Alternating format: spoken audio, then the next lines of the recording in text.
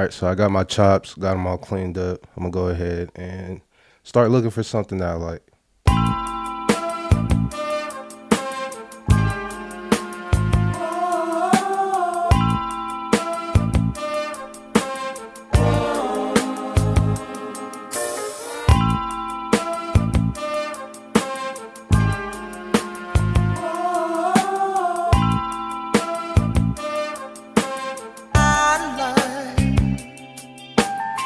I do that because I'm just trying to get a groove or something that I like, and you're just kind of having fun.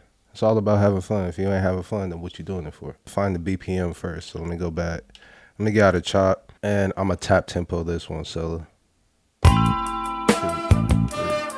1, 2,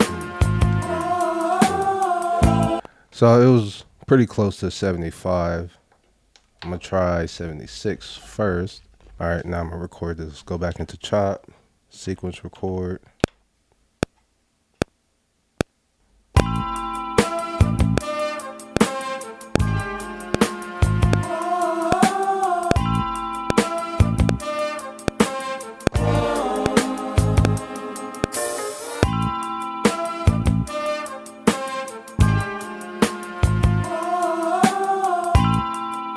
Sound close, but that might be a little fast. Slow it down a little bit.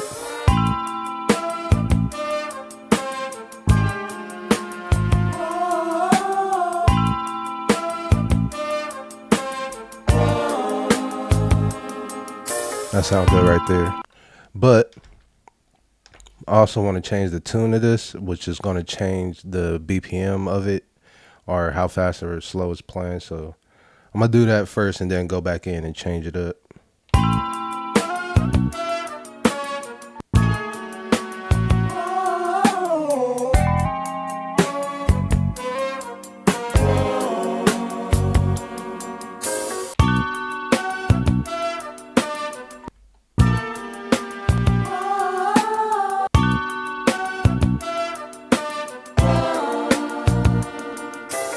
Now I need to go back in and change the BPM because I slowed it down some more.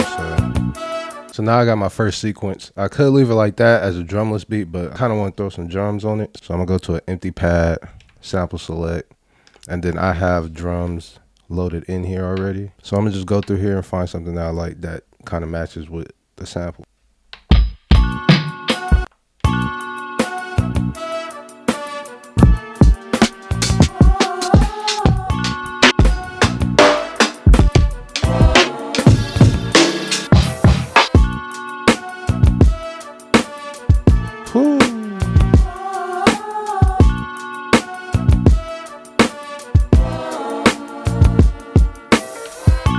There it is. So I'm gonna chop this drum loop up.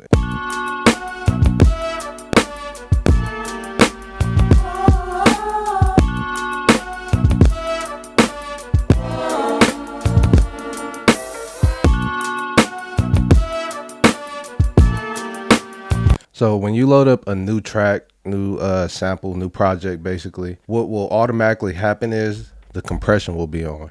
And with this beat, too much of that is being like cut out.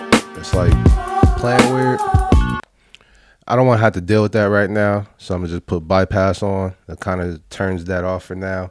And then I can go back into sample. And now when it plays, it won't be like cutting the way it was.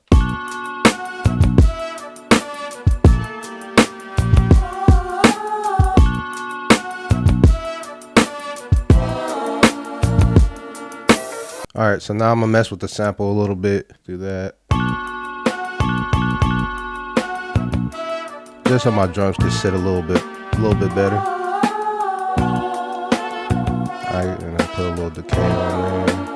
A little bit of attack, not too much. So now when I play the drums over it,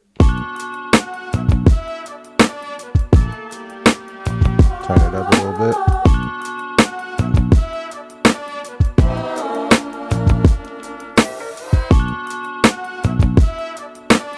And now that I got that going, I'm going to 16 levels this, which gives me a little bit more different characters, tunes, pitches, etc. So let's go back in here.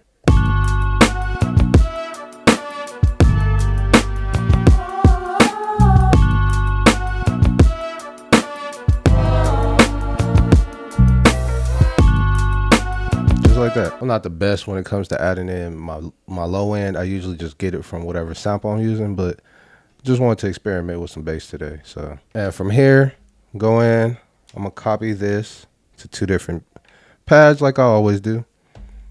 Take one of the pads and I'm gonna go ahead, and what I used to do is I would just go, I would press play, then I would hold this and delete. There's a much simpler way to erase the events. So what you want to do is go to sequence, then go to sequence, record, erase, and then tap the pad that you want to erase everything from, and then do it. So now I should just have the drums and the bass.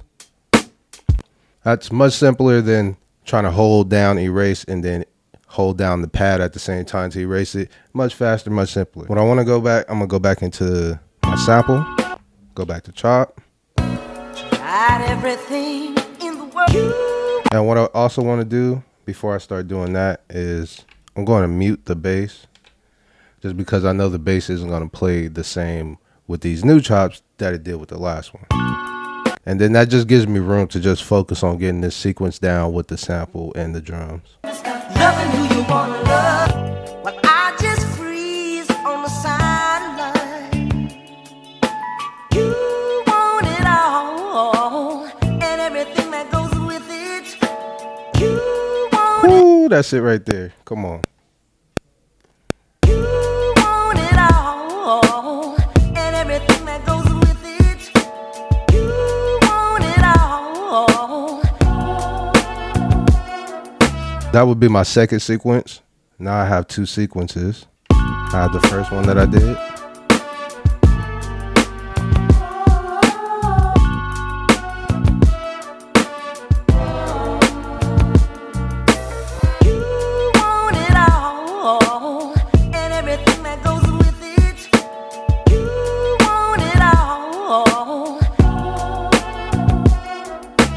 So within this sequence, I can make some variations. So I'm gonna go in here.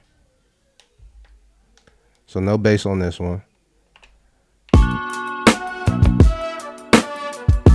And I'm gonna erase a few of these.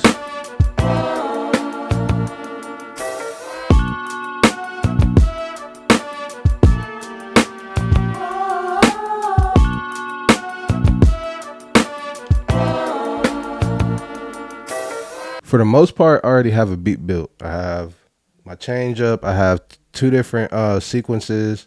Then I have the one that's a little bit different on that one. So from here, I'll make me a little intro. Match the BPM down to 82. And I'm gonna just create an intro to tie all this together.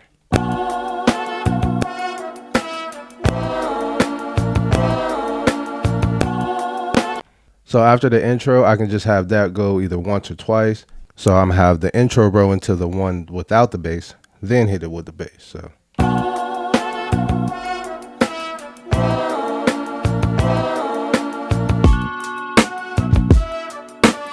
just like that, smooth.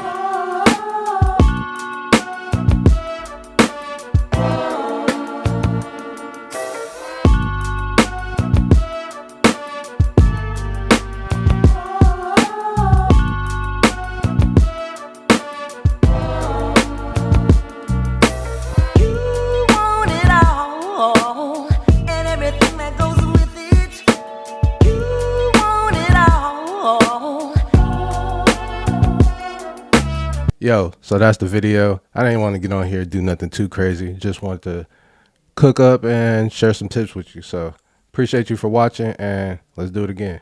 Peace.